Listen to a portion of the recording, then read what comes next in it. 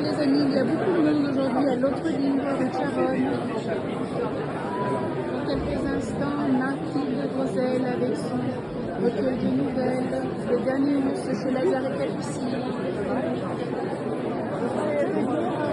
Salut les amis, nous revoilà à l'autre livre, Palais de la Femme, donc les balades littéraires, Alessandra Nathalie. Donc aujourd'hui avec la romancière Mathilde Grosel et son recueil de nouvelles, Le dernier ours aux éditions Lazare et Capucine. Je vous montre la superbe couverture aux éditions Lazare et Capucine. Bonjour Mathilde, merci beaucoup d'avoir accepté notre invitation. Merci. Est-ce que tu pourrais nous parler donc de ton parcours?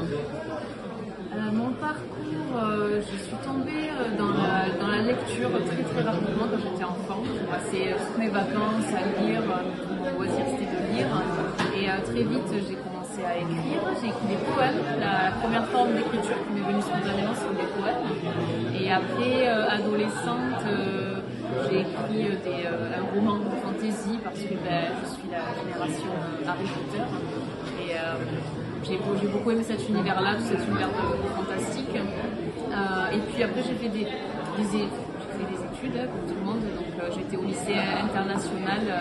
J'ai eu un bac scientifique, par contre, parce que ma famille m'a poussée vers les sciences. Et j'ai été diplômée par la suite en master kinésithérapeute. Mais j'ai gardé l'amour de l'écriture et donc très vite je me suis remise à ça et j'ai pris du temps libre pour écrire un premier roman qui n'a pas trouvé malheureusement de maison. Mais après, pour le moment, il faut le retravailler. J'ai été encouragée pour le retravailler. Et puis premier confinement, j'ai écrit une nouvelle pleine d'émotions, de nostalgie qui elle a trouvé j'étais preneur, donc Lazare et Capucine, qui m'a encouragé à écrire d'autres nouvelles et donc est sorti le recueil de nouvelles, le dernier ours, en novembre 2022. Formidable. J'imagine que tu as eu une grande satisfaction de pouvoir aboutir donc à l'écriture de ce premier recueil. Et pourrais-tu nous dire par la suite, est-ce que ça a été assez difficile pour trouver un éditeur? Trouver une maison d'édition, c'est un réel parcours du combattant, il ne faut pas se voiler la face. Mais c'est aussi très plaisant, c'est agréable de pouvoir avoir des retours. Je sais que souvent les réponses sont standards ou alors les grandes maisons ne prennent pas du tout la peine de répondre. C'est le jeu, il faut l'accepter.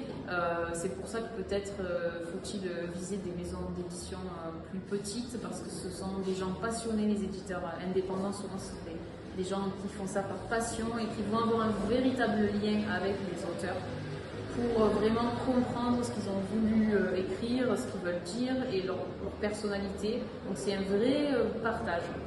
Donc c'est vrai que c'était difficile, mais il faut s'accrocher et c'est aussi agréable une fois que ça aboutit et que... As-tu l'habitude pendant l'écriture de lire en parallèle des écrivains qui ont pu t'inspirer? Ou préfères-tu à ce moment-là uniquement te concentrer sur tes écrits? Alors, ce qui m'inspire le plus, honnêtement, c'est d'aller en nature, de sortir, de balader en forêt, de retrouver, parce que il y a beaucoup de thèmes. Le thème principal, c'est quand même la connexion au vivant, au monde qui nous entoure, l'importance de la nature, de la contempler et d'être vraiment en connexion avec elle, parce que nous sommes des êtres vivants. Il ne faut pas l'oublier, que ce soit règne animal ou règne végétal, on fait tous partie du même monde. Et vraiment, ce qui m'inspire le plus, c'est ça, c'est d'aller me promener au bord d'une rivière, au bord de la mer, où j'ai la chance de vivre, et de ressentir tous ces éléments vivants qui font écho et qui résonnent avec moi, qui suis aussi un être de cette planète. Et ça, c'est une grande source d'inspiration. Alors bon, j'imagine que suite à cette publication de recueil de nouvelles, tu as enchaîné avec l'écriture donc d'un roman, peut-être? Oui, alors comme je disais un petit peu plus tôt, j'ai écrit un roman de fantasy, donc adolescente, qui n'a pas quitté mes tiroirs, je n'ai pas osé le proposer. J'ai aussi écrit un roman sur la Namibie, donc qui n'a pas fait les maisons d'édition, mais qui a été encouragé pour être retravaillé. Mais là, je vais partir sur un roman qui me tient à cœur, qui est une histoire de femme, et qui se passe dans mon pays de cœur et aussi mon pays où il y a mes racines, qui est la Corse. Et donc j'ai un roman en cours d'écriture qui, j'espère, verra le jour pour l'été prochain, été 2024. Super. Donc prochainement un nouveau roman pour Mathilde Grosel. En attendant les amis, n'hésitez pas à lire son recueil de nouvelles, Le Dernier Ours, aux éditions Lazare et Capucine. Merci à tous. Alessandra Nathalie, les balades littéraires. À bientôt les amis. Merci, merci Mathilde. Merci.